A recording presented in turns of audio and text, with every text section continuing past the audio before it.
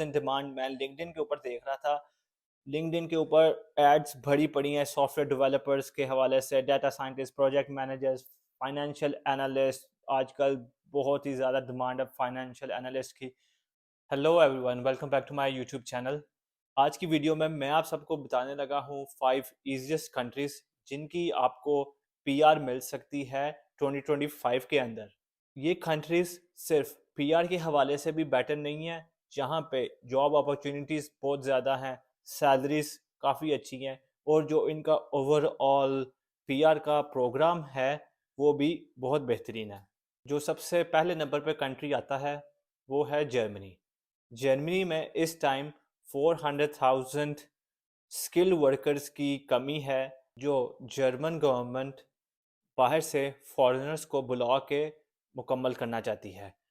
जिन sectors में कमी है वो सेक्टर्स में आ जाते हैं, इंजीनियरिंग है, आईटी है, हेल्थ केयर है। जर्मनी के हवाले से मैं आपको एक बात बताता चलूँ, अगर आप as a blue collar worker आना चाहते हैं, यानी कि मेहनत मजदूरी का कोई काम करना है आना चाहते हैं, तो उसके लिए कोई स्कोप नहीं है। मैं आपको स्ट्रेट फॉरवर्ड बात बता रहा हूँ। अगर कोई आपको बंदा वर्क परमिट देता भी है तो उससे पैसे दे के वर्क परमिट जर्मनी का बिल्कुल हासिल ना करें अगर आप ब्लू कॉलर आना चाहते हैं, क्योंकि बिल्कुल वीज़ा नहीं आपका लगेगा। अगर आप एज अ स्किल्ड वर्कर आना चाहते हैं आईटी में, इंजीनियरिंग में, फिर तो आपको चाहिए अपना जॉब ऑफ़र लें और अपना वीज़ा अप्लाई करें। अगर आप देखें जर्मनी में इस टाइम मौजूद हैं स्टूडेंट वीज़ा पे और आप बैचलर्स या मास्टर्स कर रहे हैं, तो आप अपना अपॉर्चुनिटी कार्ड भी अप्लाई कर सकते हैं, जिसकी बेस पे आपको एक स्पॉन्सर्ड जॉब मिल सकती है। तो देखें, अगर आपको as a skilled worker Germany में जॉब मिल जाती है तो एनुअल सैलरी आपकी अराउंड 50,000 यूरो हो सकती है। जहाँ तक कॉस्ट ऑफ लिविंग की बात अगर आप देखेंगे, एक सिंगल पर्सन है तो आपके टोटल एक्सपेंसिव 1500 यूरोस हो जाते हैं। और अगर आप फैमिली ऑफ 4 हैं, अपने बीवी बच्चों के साथ आप जर्मनी में रहना चाहते हैं, तो ये खर्चा 3500 यूरो पर मंथ हो जाता है। तो जर्मनी के बहुत ज़्यादा बेनिफिट्स हैं। अगर देखें, आपके पास एक्सपीरियंस है और जो एवरेज टैक्स है जर्मनी में वो 37.4% होता है।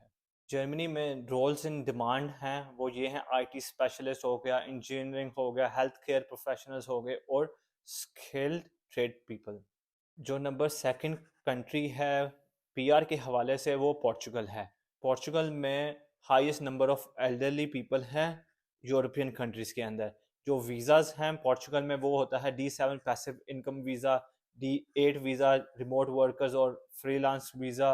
इसके अलावा पोर्चुगल गोल्डन वीज़ा भी देता है, जो आपको पोर्चुगल में इन्वेस्टमेंट करने पे मिलता है।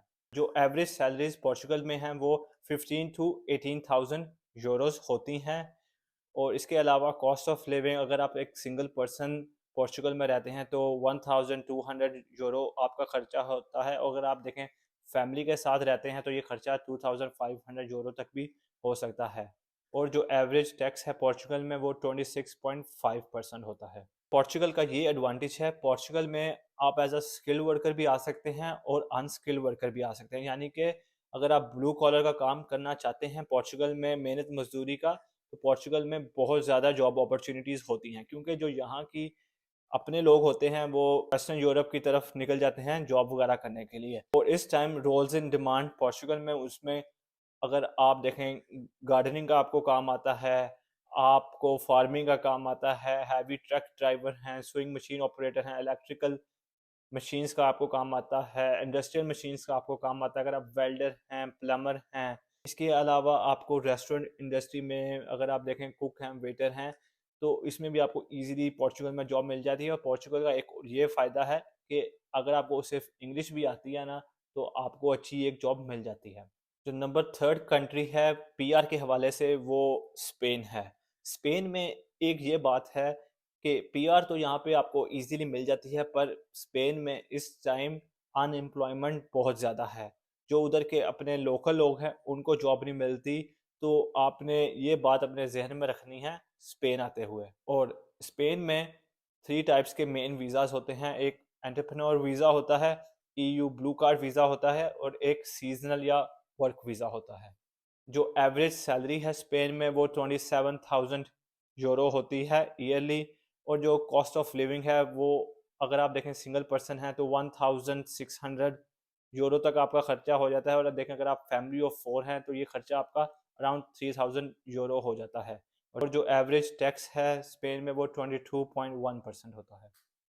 स्पेन में भी ब्लू कॉलर्स और वाइट कॉलर्स के लिए बहुत ज़्यादा जॉब अपॉर्चुनिटीज़ हैं। ब्लू कॉलर्स में फार्मिंग कंस्ट्रक्शन का काम में बहुत ज़्यादा जॉब अपॉर्चुनिटी है। इसके अलावा होटल्स में, रेस्टोरेंट्स में अगर आप देखें एज अ स्किल्ड वर्कर आना चाहते हैं तो कंप्यूटर इंजीनियर्स की बहुत डिमांड है। Data scientist, computer programmers, industrial engineers, commercial technician, business developers, account managers और इवन आईटी स्पेशलिस्ट। जो नंबर 4th कंट्री है वो है यूनाइटेड अरब एमिरेट्स, यूएई।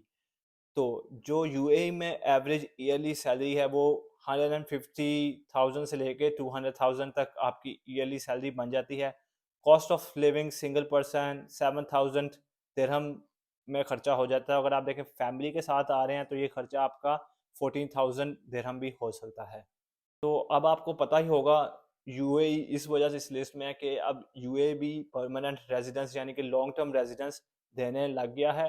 तो इंडिया पाकिस्तान से तो लोग पहले भी बहुत आते थे और आपको अभी भी जाना चाहिए क्योंकि जॉब यूएई में बहुत ज़्यादा होती हैं। जो रोल्स इन डिमांड हैं वो data scientist, AI specialist, data analyst, cyber security experts, ये मैं आपको रोल्स बता रहा हूँ। अगर आप एज अ स्किल्ड वर्कर जाते हैं तो आपके पास बहुत ज़्यादा अपॉर्चुनिटीज़ होती हैं। और ब्लू कॉलर वर्कर्स तो वैसे भी दुबई में जाते रहते हैं। और जो नंबर 5th कंट्री इस लिस्ट में है वो है नेदरलैंड्स। नेदरलैंड्स में एवरेज ईयरली सैलरी 35,000 यूरो होती है। और cost of living single person की बन जाती है 1,500 यूरो। और फैमिली में ये बन जाती है 3,000 यूरो। और जो एवरेज टैक्स है नेदरलैंड्स में वो 27.3% है। नेदरलैंड्स में इस टाइम स्किल वर्कर्स की बहुत ज़्यादा ज़रूरत है। रोल्स इन डिमांड मैं लिंक्डइन के ऊपर देख रहा था। लिंक्डइन के ऊपर एड्स भरी पड़ी हैं सॉफ्टवेयर डेवलपर्स के हवाले से, data scientist, project managers, financial analyst. आजकल बहुत ही ज़्यादा डिमांड है फाइनेंशियल एनालिस्ट की। ह्यूमन रिसोर्स में भी काफ़ी ज़्यादा आपको अपॉर्चुनिटीज़ मिल जाती हैं क्योंकि इंग्लिश नेदरलैंड्स में फिर भी किसी हद तक चलती है। तो ये थी list 5 easiest countries to get permanent residence. उम्मीद है आप सबको ये वीडियो पसंद आई होगी। अगर ये आपको वीडियो अच्छी लगी है तो इस वीडियो को ज़रूर लाइक कीजिएगा। आपसे मुलाकात होगी नेक्स्ट वीडियो में। Till then bye.